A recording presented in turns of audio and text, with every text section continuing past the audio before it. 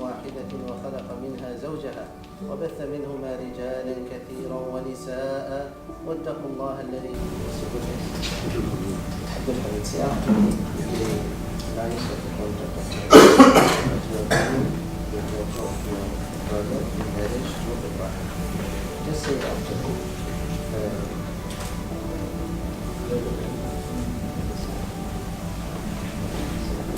زوجتك ابنة أخي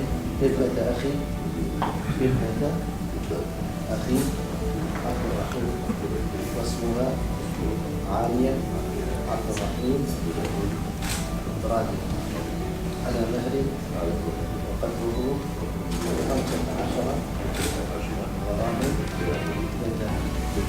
على سنة الله ورسوله. أسأل الله التوفيق والقبول وهذا الزواج.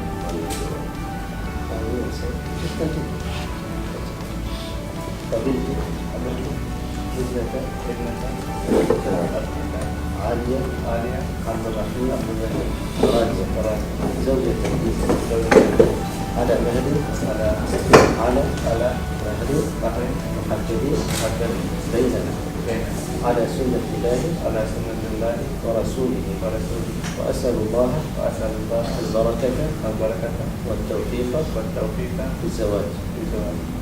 بارك الله فيك. مبروك. دعاء. اللهم بارك لهما اللهم بارك لهما اللهم بارك لهما اللهم بارك فيهما اللهم بارك فيهما اللهم بارك فيهما واجمع بينهما على خير واجمع بينهما على خير واجمع بينهما على خير. الفاتحة. الحمد لله رب العالمين.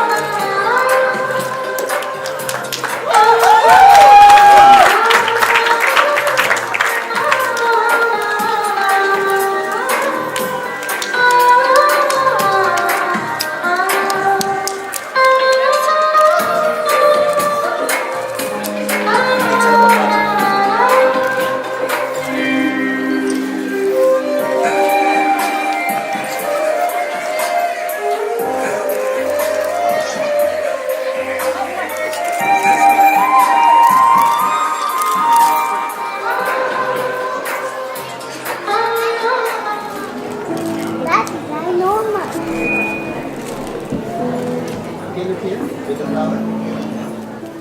الله الرحمن الرحيم. الحمد لله والصلاة والسلام على رسول الله. We say congratulations to both the couples, to Mr. Bakrami's family, and we start at this session, a small speech with the Quranic verse which says, وَمِنْ آيَاتِهِ أَنْ خَلَقَ لَكُم مِّنْ أَنفُسِكُمْ أَزْوَاجًا. That one of the signs of greatness and majesty of Almighty Allah is that He coupled human beings with each other. This is the type of life which Almighty Allah desired for human beings to continue, a condition for them to continue, for human race to continue in this worldly life. If you want anything to continue in this world, the requirements of that particular thing should continue. Likewise, for human race, the requirement is marriage. This is something which was decreed by Almighty Allah. Traditionally, the marriage contract constitutes of two components. And we can say in English these two components, we can translate them and say, the first component is offer and the second component is acceptance. If these two components are found, the marriage contract is considered to be a valid contract. They call it ijab and qabul. And you can see this is the reason that there is an offer and there is an acceptance in the contract, and there are witnesses who should witness the contract, and there should be guardians who will attend and give consent for the contract, and both the couples should give their consent. And that's why, because of all these components which are associated with marriage contract, you will find the Quranic verse saying clearly about the marriage contract that it is mithaqan ghalidha. Ghalidha means a contract which is very firm, which grows the more the days grow, and so on and so forth. The couples, as long as they are together, the contract between them, or the strength of the contract keeps increasing and gaining more strength. And that's why we can say that marriage is basically a social bank. Exactly as you deposit in your bank and then you withdraw, the similar thing is done with your marriage. The more you deposit love in it, the more you can withdraw love out of it. The more you deposit mercy and affection in it, the more you can withdraw mercy and affection from it. The more you put in, the more you accept from it. And this is why we find in the Quranic verse, the words which are mawaddatan wa rahma are used to describe the marriage contract. Mawadda means an effective love which functions. It is not a love which is there in your heart, but it's not functioning practically. So Almighty Allah says mawadda means it's a love which practices, which you can see practically affecting your life. That is the type of love which we accept for the couple today. And we can also say that there are certain things which strengthens a person's relation with his spouse, or the spousal relation in general. It gets stronger and stronger. These components are taken from the Quranic verses. The first is sacrifice. The more you sacrifice, the more the couples sacrifice for each other, the stronger the relation becomes. Sacrifice here means to give. Instead of saying, give me, instead of demanding, you give. That sacrifice. This is one of the components which strengthens the marriage contract. Another component, or the second component, according to the Quranic understanding, the second component is dutiful. To be dutiful to your spouse. That's one of the essential components. Dutiful here means to care. Marriage requires a person to love every day, but in times of hardships, the love should increase, the care should increase. That's dutiful. The third component, the final component which you can find in the Quran itself, is loyalty. The more loyal you are. Loyalty means in life and after life. This is what we learn from the traditions of the Prophet, peace be upon him, who was loyal to his wife in her life and after her life as well. This is the type of loyalty and legacy which is expected from the couples for each other. And that's why we have the Quranic verse again in the same matter, in the same theme, which says, وَلَهُنَّ مِثْلُ الَّذِي عَلَيْهِنْ. Means if you expect something from your spouse, they should expect a similar gain from you.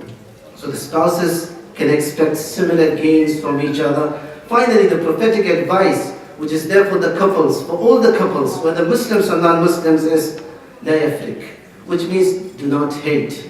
none should hate his spouse. Our beloved Prophet, peace be upon him, says that if you hate a trait, a quality in your spouse, you will definitely find other good qualities in her. So focus on the good qualities instead of focusing on the bad qualities. With this, we greet the entire family, we greet everyone, and we ask Almighty Allah to bless this relation. And let's make our dua in Arabic. Allahumma barik lahuma, Allahumma barik fihima, Allahumma barik alayhima, wajma' baynahuma ala khayr. ربنا آتنا في الدنيا حسنة وفي الآخرة حسنة وقنا عذاب النار وصلى الله على نبينا محمد والحمد لله رب العالمين. Jazakallah, Imam. It was beautiful. I'd now like to call Nardis Yaqub, cousin sister to Ibrahim, for a few words. Thank you, Sister Durban.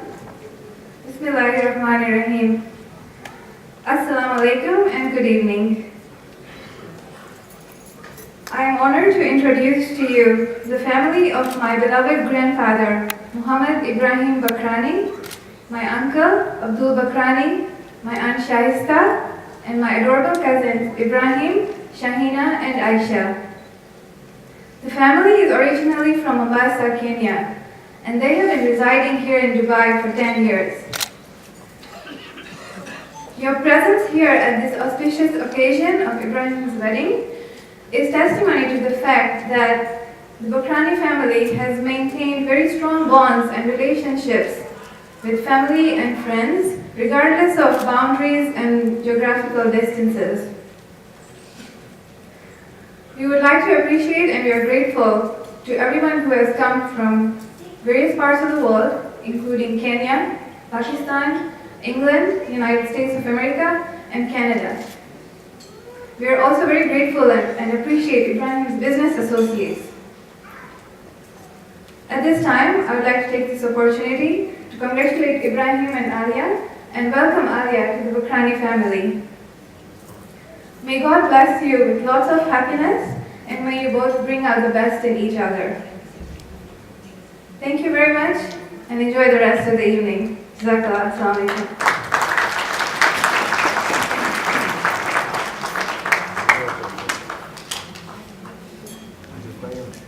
Next, I'd like to call Ayaz, Ibrahim, one of his friends. Ibi, I have a mic now. You want some tissue? One second.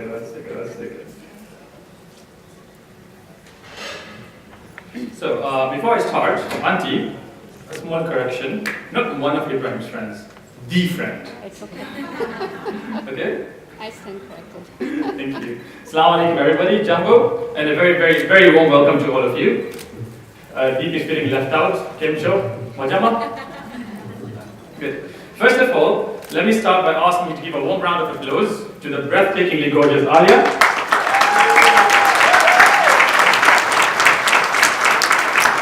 No one waiting for your name. Ibrahim, no one waiting for your name. He's married too. He married her. Anyway, for those of you who don't know me, that's a shame. For those of you that do, I'm so sorry. Okay. My name is Ayaz Al-Mani, and I am Ibrahim's first love. Sorry, Aliya, that is something you'll have to live with. And you're adjusting to it anyway, so that's fine. Ibi and I met on a football pitch about a decade and a half ago. And even though for the life of him, he failed to score a single goal or do anything of substance, that's okay, because now he has the biggest score of his life.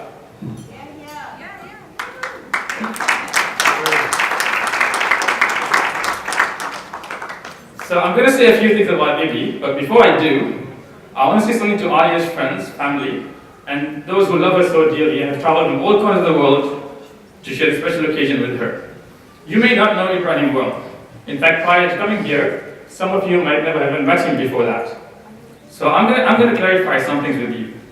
Ibrahim is the kind of person a random stranger can call up at 3 o'clock in the morning and ask for help, and will never ever get turned down. In fact, just yesterday, when we were leaving the hotel, someone's car broke down outside. And while we were pressed for time, The guy stops us and asks us for some help. And without hesitating, Ibrahim pulls over and is like, what can I do for you? That is Ibrahim. And based on that, we know for a fact. Based on that, we know for a fact that your daughter and your sister will always be taken care of. Ibrahim does not live for himself. He lives for every single person around him. Responsibilities come with age. Responsibilities come with age, but that was never the case with Ibrahim. He has never shied from taking the lead or taking charge of any situation, and in a lot of cases, he has saved me from some very, very, very embarrassing moments in life. That we shall not discuss right now. I remember times when we would sneak out of the house to go and do things and be teenagers. Sorry, Jilanko. But Ibrahim would always delay me and be like, I have some work to do. I could barely get through my homework at the time, and this boy was working already. But enough about Bibi. Let's talk about the bride in the room. A lot of you are looking up on stage and thinking, wow, that is the most beautiful bride I've ever seen. And that is in fact true. But there's something else about Aliya. She is one of the most beautiful human beings that you'll ever know. And Aliya has been bubbly and charming from the moment I met her, and has the ability to light up a room with just a smile. I may not say this to you very, very often, but I love you guys, more than I ever express it. You guys well and truly belong together, and I wish you all the very best as you take on life's most beautiful journey together. Now, I'm not supposed to spend too much time here, so I will be rounding this up shortly, but there's a few people I cannot end this without mentioning. Arif, where are you? Somewhere. Arif, Auntie, I cannot imagine what's going through your heads right now.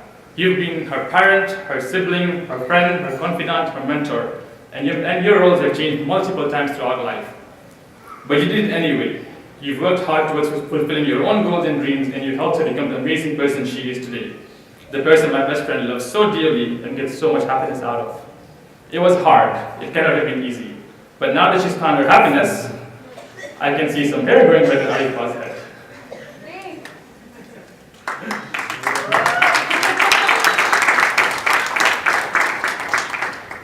But most importantly, the couple that made this day very, very, very much possible, or as I like to call them, the other set of parents that God gave me.